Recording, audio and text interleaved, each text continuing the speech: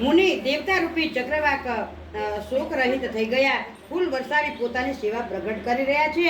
પ્રેમ સહિત ગુરુના ચરણોની વંદના કરી રામચંદ્રજીએ મુનિઓની આજ્ઞા માગી છે. સહજ શીલ ચલ સકલ જગ સ્વામી મત મંજો બર કુંજર ગામે ચલત રામ સબ પુર નર નારે પુલક પુરે તન ભય સુખારે. સમસ્ત જગતના સ્વામી રામજી સુંદર મદ મસ્ત શ્રેષ્ઠ હાથીના એવી ચાલની સ્વાભાવિક ચાલ ચાલી અને રામચંદ્રજી ને ચાલતા જ નગરભરમાં શ્રેષ્ઠ સ્ત્રી પુરુષ સુખી થઈ ગયા. એમના શરીર રોમાંચ ભરાઈ ગયા છે. તેમણે નગરજનોએ પિતૃ દેવતાઓની વંદના કરી છે. પોતાના પુણ્યનું સ્મરણ કર્યું છે. અમારો પુણ્યનો કોઈ પણ પ્રભાવ હોય પ્રભુ તો હે ગણેશજી, હે ગોસાઈ, રામચંદ્રજી શિવજીના ધનુષને કમળની દાઢીની પેઠે તોડી શકે. રામ અહીં પ્રેમ સમેત લખી સખીન સમીપ બોલાઈ સિયા માત સ્નેહ બસ વચન કહું વિખલાઈ સિયાવર રામચંદ્ર કી જય.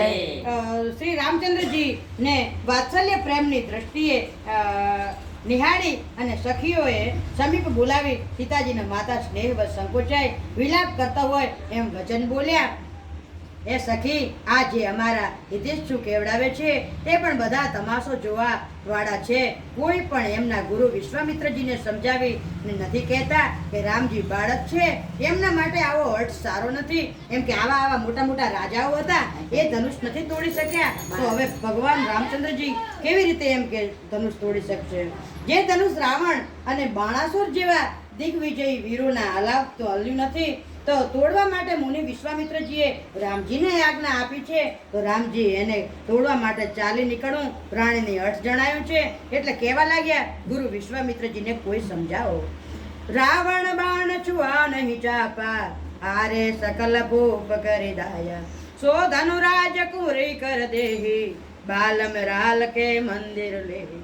રાવણ બાણાસુર ધનુષને અડ્યા પણ નથી. રાજા ઘમંડ કરીને હારી ગયા છે. તે ધનુષ સુકુમાર રાજકુમારના હાથમાં આપી રહ્યા છે. હંસનું બચ્ચું ક્યાંય મંદરાચલ પર્વત ઉપાડી નથી શકતું. બીજો તો કોઈ સમજાવીને કહે કે ના કહે. રાજા મોટા સમજદાર છે, જ્ઞાની છે. ગુરુને સમજાવી ચેષ્ટા કરવી જોઈતી હતી. માલુમ પડે અને રાજાની બધી સમજણ સમાપ્ત થઈ ગઈ છે. ક્યાં ઘડાની ઉન્મન અને થનારા નાનકડા મુનિ અગસ્ત્ય અને ક્યાં અપાર સમુદ્ર, પરંતુ તેમણે તેને શોષી લીધો, જેનો સુયશ આખા સંસારમાં ચવાયેલો છે. કહેમાં કુંભજ કહા સિંધુ અપારા શોષે સુજસ સકલ સંસારા રવિ મંડલ દેખત લઘુ લાગા ઉદયતા સુદ્રે ભુવન તન ભાગા. જેના અગસ્ત્યજીએ ક્યાં ઘડાની ઉન્મન થનારા નાનકડા મુનિ અગસ્ત્ય, ક્યાં અપાર સમુદ્ર, પરંતુ તેમણે શોષી લીધો, જેમનો સુયશ આખા સંસારમાં સવાયેલો છે. મંત્ર પરમ લઘુ જાસુ વસ વિધિ હરિહર સુર સર્વ મહામત ગજરાજ કહું રામચંદ્ર કી જય. જેના વશમાં બ્રહ્મા વિષ્ણુ શિવ દેવતા અને અત્યંત નાના હોય છે. મહાન મદમસ્ત નાનકડો અંકુશ વશમાં કરી લે છે. સખીના વચન સાંભળી રાણી રામજીના સમર્થન સંબંધે વિશ્વાસ થઈ ગયો. તેમને ઉદાસીન મટી ગઈ. રામજી પ્રત્યે એમનો પ્રેમ અત્યંત વધી ગયો. તે સમયે રામચંદ્રજીને જોઈ સીતાજી ભયભીત હૃદયે દેવને પ્રાર્થના કરી રહ્યા છે. મનહી મન મનાવય કુલાની હોય પ્રસન્ન મહેશ ભવાની કરો સકલ યપની સેવકાઈ કરે તુવર ચાપ ગુરુ તાઈ. તેઓ વ્યાકુળ થઈ મનમાં ને મનમાં ભવાનીજીનું સ્મરણ કરે છે. હે મહેશ, હે ભવાની, મને મારા પર પ્રસન્ન થાવ. આપની જે સેવા કરી છે સરળ કરો, સફળ કરો. મારા પર સ્નેહ કરી ધનુષના ભારેપણાને હરી લેજો. હે ગણનાયક વર આપનારા ગણેશજી, આપના માટે તમારી સેવા જે મેં કરી છે, વારંવાર મારી વિનંતી સાંભળી ધનુષનું ભારેપણું ઓછું કરી દેજો. નિકે નિરખીને યન ભરી શોભા પિતુપન સમરે બૌરી મન શોભા આહ હોતા દારુણ હઠ સાની સમજત કછું લાભ ન હાનિ. સારી રીતે નેત્રો ભરી રામજીની શોભા જોઈ પિતાના પ્રાણનું સ્મરણ કરી સીતાજીનું મન શુદ્ધ થઈ ગયું છે.